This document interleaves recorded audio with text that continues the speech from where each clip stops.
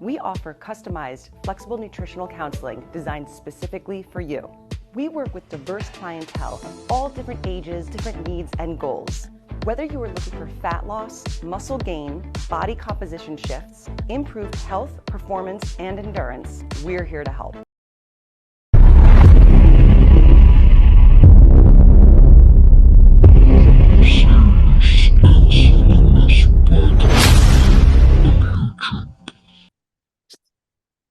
All right, Anabolic Academy number 9. We got Big Danny Broadhurst and Doug Fruchey with me. What's up, guys? What's happening? Hey, how's it going? Thanks for having me. There's a lot of talk all over the internet that Nick Walker got robbed at the Arnold Classic, and I don't think he did. I think Samson legitimately won. I thought he really looked good. I don't know. I just think there's a lot of Nick fans, and they're all making noise. You know, that's all. Yeah, Nick really connects with like everybody. Yeah, he really does. It's crazy. I was in the gym and I ran into this guy Sas Harati who used to manage. I know him. Sean Roden. Yeah, I ran into him and we talked for a while. And he's just like, Nick everybody that Nick talks to, everybody that watches Nick's stuff, they just eat it up. He's just a fan favorite. They love him. Yeah, they love him. Absolutely. Which is great for him. There's no question about it. But, I understand. First of all, he's a blue collar guy. He works hard. He breaks his head. You can see, the work in that he puts into his physique, right? He's funny. He's like personable. Everybody's very likable. So I can understand why people like him so much. I can't, not that I dislike him. I don't dislike him, but I can't wrap my head around why Chris Bumstead has such a big following, because he's the complete opposite. He's not very personable. He's not funny. He's very bland, but there's something about him that people just love. He's literally the face of classic physique. I could like ask, yeah, but a million subscribe, like a million follow. I mean, I could ask a kid in the gym. He's a nice guy, though. I mean, I never met him. He's soft spoken. I think he's a nice guy. I'm sure he is. He just doesn't have that Nick Walker has, that big personality, that aura about him. That everybody kind of wants to be near him and be around him and stuff. I don't know. It's crazy how different things make different people appealing to the masses. Like, right. With Bumstead, I think it's his mystery. Like, he's a mysterious dude. Nobody really, he just trains. Could be it. Kind of like a Dorian Yates thing. But imagine if Ronnie had tried to be like Dorian Yates. It just never would have worked. Yeah, very good. Very good point. That could be it. That could definitely be it. All right. So we got 5 questions to run through, and let's just go through them. And I don't know. I'll give everybody a shot to answer them. It's no big deal. First one is, what was the craziest cycle you ever did or ever heard of? So, okay, Doug, you could take that one first. What was I'll talk about the craziest cycle I ever heard of. Talking about Andreas Munzer before he unfortunately passed in the 80s. They talk about his cycle as being just out of this world. So much so that his liver crumbled like styrofoam when they did the autopsy. Really? Yeah. This is back when they did like the ECA stacks all the time and he was doing drugs. He was doing Captagon, which is I've never heard of that. That's crazy. Yeah, it's a funny thing. I actually it's an amphetamine. I think it's actually a form similar to dextroamphetamine. And I emailed someone in Turkey about it, and apparently they give that to the ISIS fighters. Really? What is it? Wow. What does it do for? It's like methamphetamine. It's stronger than an amphetamine. Let me look it up. Hold on. Has it benefit bodybuilding, or it doesn't? It's just a stimulant. Well, he would just take that, and then he would take Xanax. That was on the cycle. Phenethylline, codogamine, amphetamine, and theophylline. Phenethylline. That's Jesus. Crazy. But yeah, then you just don't eat for like weeks, and it just keeps you rolling, man. That's what he would do. Yeah. So that's why he died. I don't think he died because of the steroids. Yeah, okay. I always heard that he died because he got on a plane right after. Like, he fucking took all those diuretics, did a show, and then all of a sudden he got on a plane. And I think that can do something to you. I don't really know. Yeah, I did that with T-Mex. It doesn't seem to be the steroids. It seems to be everything on top of that really gets you. Milos says you can't die from steroids. What'd you say? Milos always says you can't die from steroids. Well, I've never heard of somebody dying from steroids like directly related to steroids. It's always a compound of things. Like There's a German bodybuilder that he coached that I won't say his name, but I think I was mentioning how you could take 5 milligrams of Anadrol per kilo, who would do that.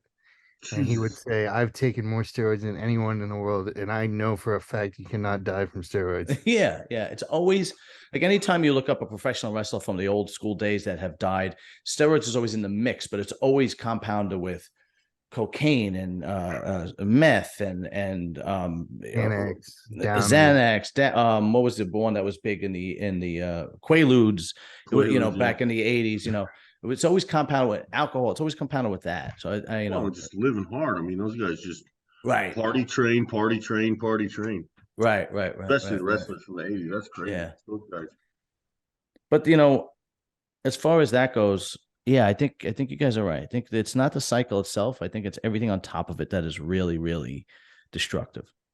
All right. So, okay, this is a pretty good question. If biceps are such a small muscle, why are there so many variations? Can you just do 12 sets of one variation and still see improvements? Oh yeah, absolutely. I think the short answer to why there's so many variations of bicep curls is because people love training biceps, and they just want to find all the different. I mean, people, myself included, we're all obsessed with arms. At least at one point in time in our career, we're obsessed with growing our arms, and I think really you need like a regular open-handed curl and a hammer curl, and that'll probably develop your bicep just fine. Also, you have some guys with long insertions and some guys with short insertions, so different curls work better for different people. Okay. Yeah. Yeah, I agree. I don't have an arm day. I don't. Yeah. Really? Yeah, no. Hell no. So how do you? No, I add them on. I'll do arms twice a week, but at the end of chest, I'll do biceps, and at the end of shoulders, I'll do biceps. Really? At the end of back. Shit, I can't even remember how I train anymore. I've been out of the game so long. And then then I'll do triceps once a week. Wow. All right. But I switched to doing complete arms. Yeah. Okay. Yeah. So used to do complete arms and saw no growth whatsoever, like I do now when I do chest and biceps and shoulders and triceps. No, I mean like at the end of chest, I would do both. Yeah. Like bis and tris. Yeah. Oh yeah. But I don't have them for a day. I agree. I don't like having a day for them. I think it's. Do you know what's great about training but not competing is that you could do what you like, not what you have to do. Do you know what I mean? Like I'm not okay. I'm never on your guys' level, not even close. But if I had to change up and do like chest and tris or back and bis, I would probably dislike that workout. I like the idea of going in and doing arms and getting both sides pumped, and it's just a good feeling instead of it's more of a mental therapy kind of workout for me, if you will. I don't know. I mean, I see that for sure. I mean, that's times I feel that way too. That's what Jordan Peters says. That's why he loves deadlifting, and he says he could be a professional. I mean, I'm sure he could be a professional in the United States, but I guess he can't turn pro in England because I guess his waist is too big. I don't know. But he says he loves lifting, so he doesn't want to. Dude, he should just go to Mexico. Yeah. And do the plan you guys did. I'm going back. I'm doing one in September for open men's. Really? Yeah. There's a lot of money in. Is the Charles one? No, it's not Charles. It's the Battle in Mexico by the Cheru people. There's one Charles. Really? And that's like but I can't fuck with Charles. My people in Charles don't mix, so it doesn't work. Really? That sucks. Yeah. Another story. Before we get on to the next question, I'm just gonna make 2 quick announcements. First thing, please like and subscribe, because we're pumping out a lot of content and I'm giving you great bodybuilders with great knowledge for the content that we're putting out. The other thing is, Danny already knows this, but I will be doing the coverage for muscular development at the New York Pro this year. Oh, congratulations. That's awesome. Yeah, that's going to be pretty cool. And the whole crew, are you going to come to the New York Pro this year, Doug? I don't know. Maybe. I was thinking about it. We were talking about it a little bit, but I don't know. We'll see. If you can, come by, because what I'm going to do is either the day after or 2 days after, before we, figure it out, because I know Nate and Nate Spear and Carlos Thomas Jr. are doing the New York Pro. So what I want to do is I want to do a podcast right after, the day after, I'm hoping, and get everybody and do the podcast. So if you could come, you'll join us and you'll be on the podcast. That'd be pretty cool. That'd be cool, yeah. And possibly go out the night after, that would be pretty cool if we all go out afterwards, or whoever wins the New York Pro. But it's going to be pretty fun. I was pleasantly surprised when I got the call and they asked me to do it. And I was like, of course. I was like, yeah. I'm doing it. Awesome. Yeah, exactly. So it'd be pretty cool. All right. Next question. This is another good one. Danny, what do you think is the most overrated steroid? Equipoise. Right, well, for bodybuilding? Yeah, for bodybuilding. Equipoise. What do you think, Doug? I was going to say Prima Bowling. Yeah, that's actually, yes. Okay, I'll agree with that one. Yeah. I'm curious though, Danny, why Equipoise? Because I think Equipoise has the highest risk and the lowest reward. Okay. That's great. Just 'cause it makes your blood so much thicker? Yep. Yeah. Yeah, I mean, I don't even have high hematocrit. I could take 2 grams of test, and my hematocrit won't go up. But if I take any kind of EQ, any amount, my hematocrit will go up. Interesting. See, I was either thinking EQ or Anavar, but when you said Prima Bowling, yeah, I would go with that one because I've only used it a handful of times, and it was like literally nothing. Yeah, I mean and it's expensive. It's expensive, and you have to take, as a dude especially, you have to take so much to really get anything out of it that it's like, I don't know. I'd rather just take a bunch of Masteron. Do you think Anavar is overrated for a guy? I personally really like Anavar a lot. I don't really do really well with like Dianabol, and Anadrol is good, but I mean, who wants to carry that much water? I think Anavar is great, but I will say that a lot of Anavar is trash. From what I've found, it's like if you get good Anavar, it's good, but otherwise, it's probably like 2 milligrams D-ball or some crap like that. I always reacted well to D-ball. I reacted decent to Anadrol, but D-ball and Tyrannabol, I always reacted well with. I love Tyrannabol. It's always my favorite. It always got like hard and veiny. D-ball's horrible. Really? Ugh. Yeah. I always got. I can't even train legs when I take Dianabol. Really? My lower back just. It's amazing how different steroids affect different drugs affect different people differently. It's unreal. I think it depends how far along you are too, because when I was younger, I used to love Dianabol. The bigger I've gotten, the more I feel like it messed with my back. Yeah, so I've heard that from a lot of dudes. Yeah, no, absolutely. Fackery said the same thing about his lower back. If you had to take an oral, though, Danny, which one would you prefer? I know you said Tyrannabol, but Tyrannabol or Anadrol. Those two. Okay. What about you, Doug? I'd probably say Anavar. Honestly. Anavar. Okay. I'd probably say Anavar. All right. Yeah, that's I don't know. I've always got good reactions to D-ball and Tyrannabol. Anadrol was always a decent reaction, and Anavar was always a decent reaction. But I would have to take a lot of Anavar, I don't know. Yeah, you figure you take 50 milligrams of Anadrol. It's about, you take at least 50. Yeah, at least. Yeah. So, I mean, I've taken 50 of Anavar. Might sound high, but it's only because it comes in 10s. Exactly. Yeah. Right. Yeah. Yeah. Maybe I'll try. I don't know. I think 60. I think 60 is the minimum. For Anadrol or for Anavar? Anavar. Yeah, that sounds about right. For a guy. All right, let's see. All right, next question. Best over-the-counter fat burner. Now, I don't know if this person meant like a particular brand or an actual over-the-counter ingredient for fat burning. I don't know. I don't know either. I know. Yeah, like L-arginine. What's that? CLA? CLA, that's pretty good. CLA works pretty well. Carnitine, right? Yeah, carnitine.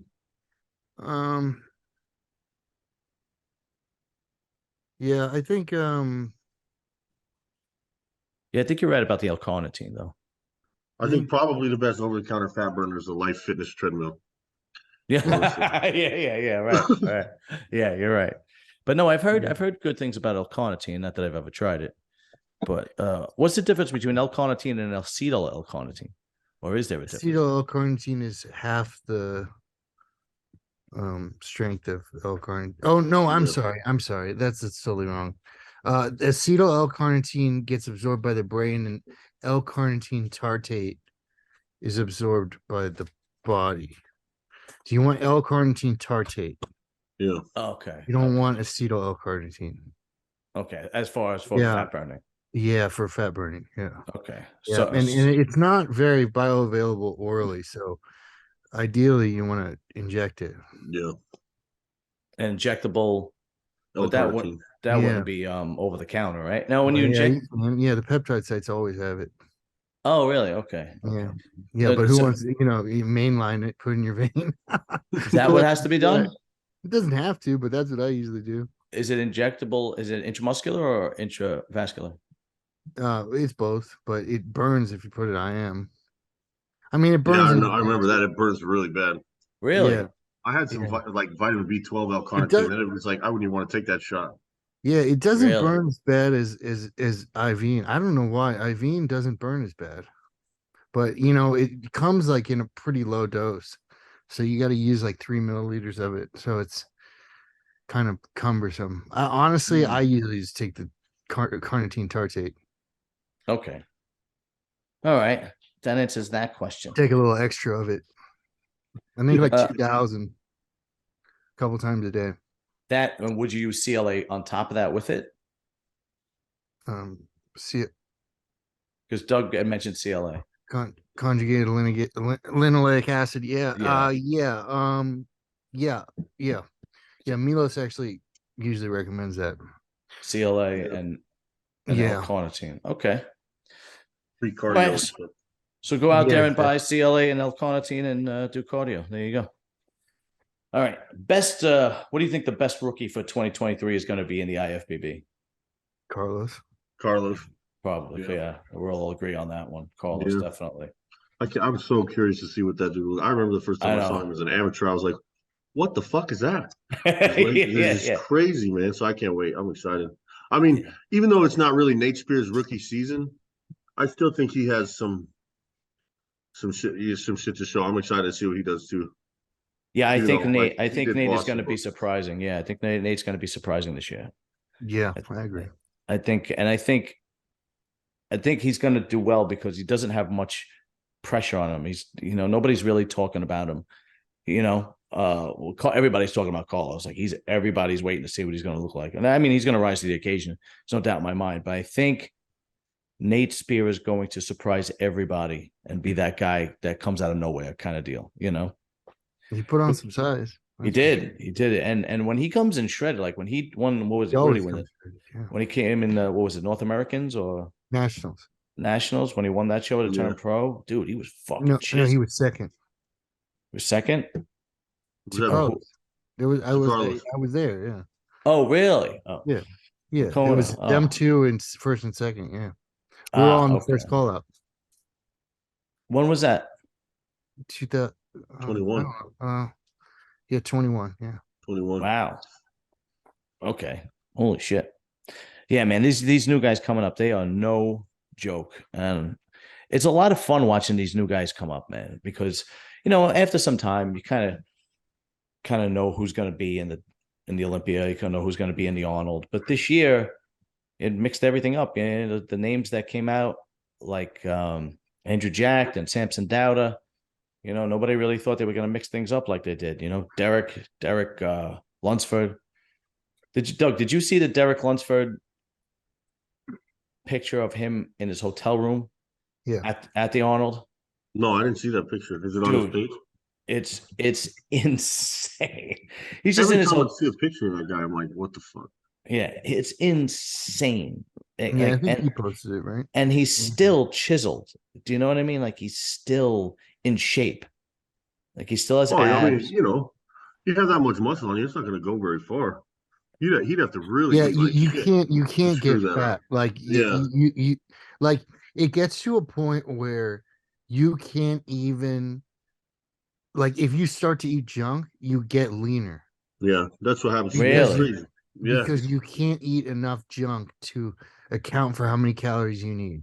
So you'll start losing weight. Your Wow. stomach can't handle it. Like my stomach gets so pissed off Right. if I go out. Like even if I go out to breakfast and then go have some burgers and then You're like, fucked. oh man, it's terrible. Whole It's day. terrible. Yeah. Yeah. So that's actually a good question, because back in the late 90s, early 2000s, these guys would really get fat. I mean, they wouldn't get fat, but they would get bloated. They would have these huge stomachs. Do you remember like Lee Priest? Yeah. Or there's that one famous picture of Jay Cutler sitting at the kitchen table looking all fat and bloated. I mean, that was odd for him. I think that was one off season, but for the most part, they've got to be off gear. Yeah, the recovery period they will. They've got to be off gear. To get that okay. fat, you'd have to be off gear. All right, that makes sense. Yeah, because you definitely get that soft look. Yeah. You know? All right, that definitely makes sense. Okay. They probably went completely off for like 6 months and just ate like shit. Yeah, it's I mean, or push food. Say that again, Danny. Well, I don't think Jay Cutler ate like shit. So, but I'm saying Lee Priest. But yeah, or push food. Jay Cutler probably push food. Yeah, I don't think he Jay. always said that's when you'd eat pasta. You know, shit like that. He'd eat pasta and stuff at night, and that'll make you a little more bloated. But that's the other thing too. When you have that much muscle, even like a 10-pound film of water over you will make you look kind of soft and bloated if you get the wrong light. You know, like if you let your stomach hang out or whatever. Like Yeah, that's true. Bad. I had gone to the Olympia in 2002, right? No, 2000. I'm sorry. And I was a kid. It was like 23, 24, whatever. And I remember going to the expo with my friends, and I met Craig Titus, right? That's the guy who wound up killing his housekeeper or whatever. And I remember sitting there. He was signing autographs and stuff or whatever, taking pictures. And he was sitting there and his stomach was like sitting on his lap. His stomach was so massive. You know, like their stomachs would get so big and bloated. And then it was almost like a badge of honor. They almost like walked around like they were proud of it kind of deal. Does that make any sense? Do you remember that? I mean, that's just never how I've looked at it, but I can feel like it makes sense. So like that's how powerlifters are. They love that shit. The late 90s, early 2000s, I remember like just they had massive bodies, but their stomach would be so distended from eating. I don't know. And I think that's one of the reasons why I feel like bodybuilding is better today. I mean, you have all the older generations, like kind of like it's not the same, blah, blah, blah, and so on and so forth. Man, today's guys, I'm sorry, man. They're bigger, they're leaner, they're just in better shape. I mean, they got it all. It's just, somebody like Nick Walker, in the year 2000, he would have been a freak. He would have been like, what? How is that guy so big and chiseled? He would have been, I don't know. But you always have the guys that kind of like, they're like, like a Chris Cormier or Sean Ray or, a Lee Priest always saying about how their generation was much better. And I think it's just being partial to that generation. What do you guys think? I agree. Yeah, I mean, everybody's gonna like the era they competed in. Like, I bet you Troy Aikman thinks that the quarterbacks were better then than when Tom Brady playing stuff like that. Like, yeah, absolutely. Yeah, 100%. Yeah, definitely. All right. Well, unfortunately, that's all the questions that I got. I only had those 5 questions, but that's all right. No big deal. No big deal. There'll be more. But Doug, you have to join us on MD again. Yeah. Definitely got to join us on MD. I think not this Wednesday, but I will remind you next Wednesday we'll get you back on, because this Wednesday Charles Griffin will be with us. Oh, cool. Yeah, so Charles Griffin will be. The cow that he won. He's cool.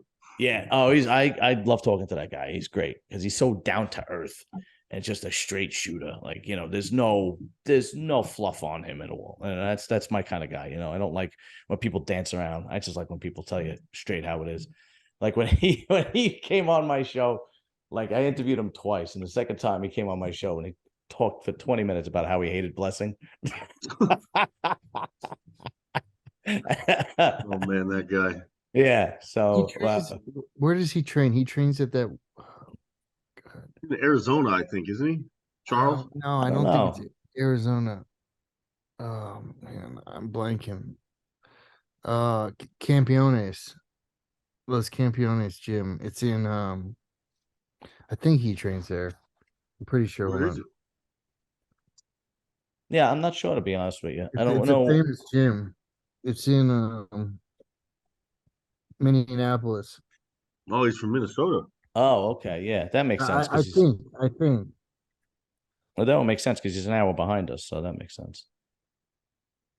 Yeah, yeah, that's got to be. Yeah, yeah. Because I had a client who went to the same gym. Yeah, he's got that. He's got that round, massive muscle and grainy too. The only Yes, thing, the only he's thing that one of really, he's one of the better brothers that gets grainy. yeah, he gets really grainy. When you see like a close up of his back, you could see it. The only thing that once he goes up against the guys in the Olympia or the Arnold, his shape is a bit of a drawback. But he basically he could win any local show, Chicago Pro, New York Yeah, Pro, he's on the website. Cali. Oh, is he really? Yeah. Yeah. But all right, gentlemen, thank you very much for joining us. Even I know it was a short Anabolic Academy, but it was definitely informative. And I will be in touch with everybody. Doug, thank you very much. Danny, thank you, of course. And we will be in touch. Man, rock and roll, guys. Have a good night. All right, fellas. Thanks, guys. Later.